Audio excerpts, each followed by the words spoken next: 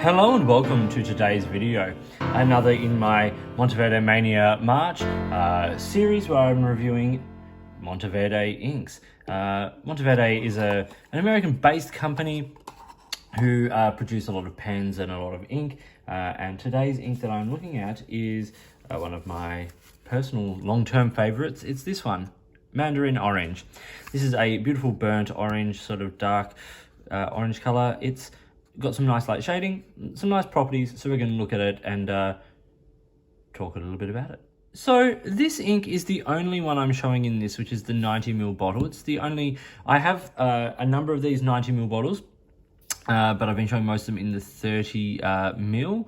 But I thought I would show a 90 because it's a nice bottle. It's sort of, you know, it's a good size and it does the job. The only issue is that once you start to get low in the bottle, it does get a little bit harder to fill, but you can get it on quite a decent sort of angle to get in there. It's labelled with the colour on the top as well as on the outside of the box there. As you can see, it's 90ml. Fairly sort of standard, nice glass bottle, good plastic cap, good solid base. Nice. As always, starting with it here on 68 GSM Tomo River paper. This is a Bond Travel Gear notebook, not made anymore, but the standard 68 old Tomo River paper that we all knew and love. Okay, so Monteverde Orange. I had it in two pens, the TWSBI Go Broad and the TWSBI Go extra fine as per usual. 5 points. Okay, depth of color. Now, as you could have seen when I showed it on the coloring card here, this is not like a standard, you know, like washy orange. I shouldn't say washy orange, but you know what I mean, like bright fluoro-y kind of orange. This is dark, this has got depth, this is a burnt orange, really. It's really very nice. Performance, as we'll see a little bit in a few minutes, the performance of this ink is really nice.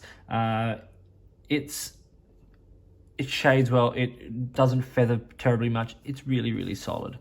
So I said this is from the Core collection, basically just meaning not one of the series, so it's not part of like the Sweet Life or the Noir series or anything like that. This is just their standard run of inks.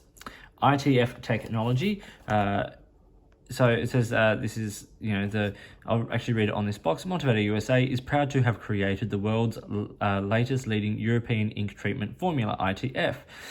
Enjoy peak performance with ITF, which drastically improves ink flow quality, extends cap off time, and lubricates and protects the ink feeding systems from corrosion and clogging. Our inks are available in a variety of vibrant colors. You can see the website there for more information. Last point I've made is value, which we'll see later, but as I've said all along, these inks, per mil, you will not find many better priced ink brands, particularly at this quality of ink as well.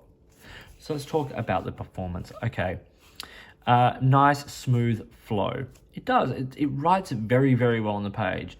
You know, extra fine nib or the broad nib, everything in between, it writes nicely. It's got great shading, great contrast of shading from the light to the dark, nice depth of color and saturation. Good performance on lower end paper, longish dry time, so even after 20 seconds, you're still getting quite a decent smear there. And it's just that it's a nice ink. It feels nice and it looks nice on the page. It's not like if you're wanting an orange, but you're not wanting a fluoro highlighter orange, this is something that you could really, really look at. Extras, no sheen, no shimmer. It's got nice shade and sort of low water resistance. So it does take up a lot of the ink. You can still make out a bit of it there with the sort of like that pinky gray lines left behind, but a lot of it gets taken up.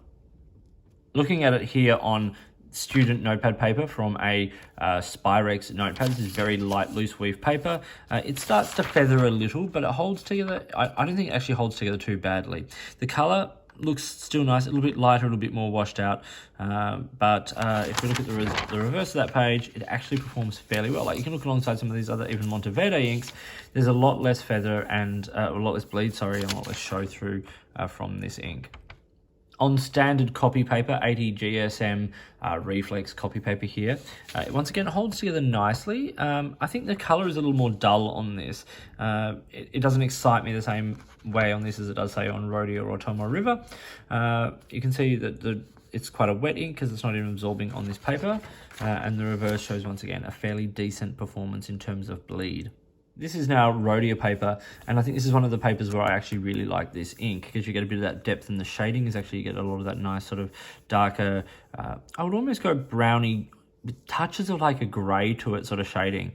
Nice and wet. You see where it moved around with the water brush pen. It's a saturated ink, so it moves around quite a lot, but the shading is beautiful. The line holds together nicely, no feathering or anything like that. Very little spread, and on the reverse of the page, it performs really, really, really well. If we look at the chromatography now, you can see there's that sort of pinky brown, grey sort of line held back, and you get the pinks through the orange, and then a nice hit of yellow at the top there. It's a really nice, very pretty chromatography, and I think in comparison to some other oranges, you get just a little bit more complexity, which helps make this really unique, really beautiful, earthy orange sort of color. So doing this color comparison now, I've got the Mandarin orange there. And now I wanted to bring up two oranges that, once again, these are not comparisons to try and like match color for color. These are to put this color into some context. So the first one I put up is Kaweco Sunrise Orange, which is a lovely brighter orange, but with a little hint of sort of, you know, warmth and darkness underneath it, which just gives you the impression of how red and brown this Mandarin orange ink is. And then the second ink I brought up is Robert Oss's Tangerine Orange, because I'm not sure how well the camera will pick this up, but in this middle shading here, this sort of like, which is close to what you get with the writing, you get a very similar thing in the darker shading here on Tangerine. It's nice, it's got depth, but where the Mandarin Orange sort of sits on its own in this is just that depth of color. So how much does the ink cost? Well, I've been pricing the 30ml bottles because they are the most readily available and what most places, particularly major retailers now in the US, tend to be stocking. And so the 30ml bottle is $10 US and it's $12.95 Australian. So really good price, mil for mil. So I gave this ink 4.5 out of 5. I think you can tell how enthusiastic I am about this ink. It performs well. It's got, I wouldn't say it's not water resistant, but it's just got low water resistance. As I said, it's a super ink. It's a good orange with dusty tones at an excellent price. Slightly slower dry time, but that does help with things like the shading because it allows the ink to pool slightly. I just think it's a really very attractive ink, and it's different enough. Like, I don't think you could get away with this for most sort of professional writing, but for headers and things like that, things we need something to pop, this is a really lovely option because it's rich enough and dark enough on the page to still be very, very legible, but it definitely stands out.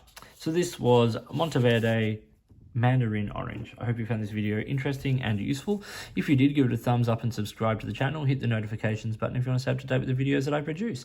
Please feel free to get in touch using any of the platforms listed below. You can find me on Instagram or Twitter at @the_offstage_me, or you can contact me on any of my videos here, or drop me an email, which is listed down below. If you've got products you think I should be looking at, or if there's a way you would like to support the channel by sponsoring a review or providing an item for review, I would love to hear from you. Big thank you to Monteverde and its Australian affiliates for providing a number of items for this month of reviews. Your support makes this channel possible, and I am deeply, deeply grateful. So, I hope you enjoy your inks, enjoy your pens, and I'll talk to you soon.